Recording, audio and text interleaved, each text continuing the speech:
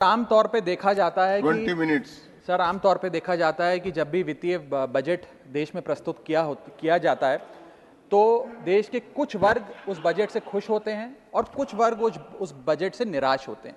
लेकिन इस बार सरकार ने वो अचीव कर लिया जिसे अचीव करना संभव ही नहीं था। इस सरकार ने इस बजट से लगभग देश के हर वर्ग को निराश किया। They have managed to displease all sections of our society. In fact sir, Bharatiya Janata party के अपने समर्थक भी, अपने वोटर भी इस प्लीज कंटिन्यू बोलिए।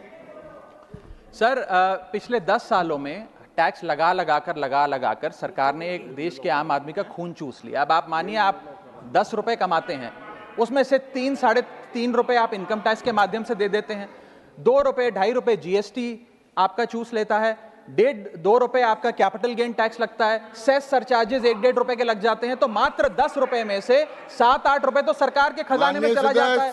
तो आम इंसान को मिलता क्या है, आम आदमी को मिलता क्या है?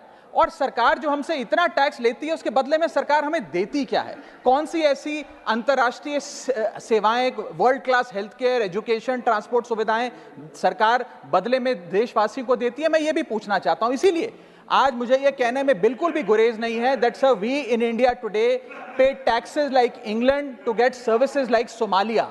सर मैं अपने इस भाषण को सर 2 भाग में बांटूंगा। पहले भाग में मैं सर सरकार की इतनी दुर्दशा 2024 के चुनावों में क्यों हुई, और आज सर पहला कारण हार का है रूरल इनकम एंड इन्फ्लेशन।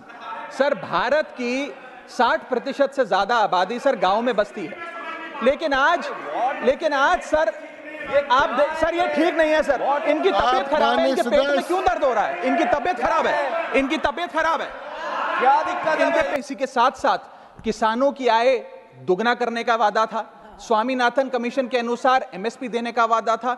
वो वादे जब पूरे नहीं हुए तो आलम यह है सर कि पिछले 25 महीने लगातार रियल रूरल वेजेस डिक्लाइन पर हैं लगातार। और इसके साथ साथ यूपीए के दौरान, कांग्रेस पार्टी की सरकार के दौरान फार्म वेजेस में 8.5% का इजाफा देखा गया था। एनडीए 1 के दौरान 3% और एनडीए 2 के दौरान -0.6% का इजाफा देखा गया, यानी कि रूरल वेजेस गिरती जा रही हैं। सर मैं इसे साधारण भाषा में समझाता हूं सर 2014 में एक दिहाड़ी मजदूर एक दिन की अपनी दिहाड़ी से 3 केजी अरहर की दाल खरीद सकता था सर आज वही दिहाड़ी मजदूर वर्ष 2024 में एक दिन की दिहाड़ी से 1.5 केजी अरहर दाल खरीद पा रहा है, यानी कि महंगाई भी बढ़ रही है और उसकी आमदनी भी घट रही है। बड़ा महत्वपूर्ण सवाल है सर, आटा 2014 में 21 रुपए प्रति केजी बिका करता था, आज 42 रुपए प्रति केजी हो गया है। दूध 30 रुपए प्रति लीटर के आसपास बिका करता था वर्ष 2014 में, आज 2024 में 70 रुपए प्रति लीटर बिकता है। सर देसी घी 2014 में 300 रुपए प्रति केजी पे बिका करता था, आज 2024 में 675 रुपए प्रति केजी बिकता है। अरहर की दाल 80 रुपए प्रति केजी बिका करती थी 2014 में, आज 230 रुपए प्रति केजी बिक रही है। और न जाने कितनी वस्तुओं के दाम आसमान छू रहे हैं सर। और अगर यही किस कागार पे लाकर खड़ा कर दिया है उसका आलम देखिए सर। उत्तर प्रदेश सरकार के सचिवालय में पीएन की पोस्ट के लिए 368 नौकरियां निकली, 23 लाख लोगों ने उसके लिए आवेदन पत्र दिए।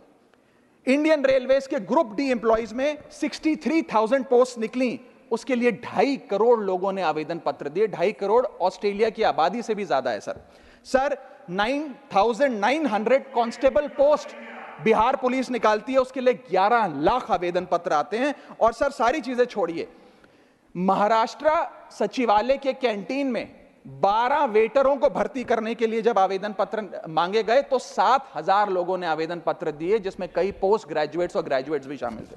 सर ये बेरोजगारी का आलम है। मैं चाहता हूं पहला सुझाव, index minimum wages with inflation, यानी कि न्यूनतम मजदूरी आय को बढ़ती महंगाई के साथ जोड़िए। Ma'am, inflation erodes purchasing power. Inflation वो महंगाई वो दीमक है जो आपकी परचेजिंग पावर, आपकी संपत्ति को खा जाती है। इसीलिए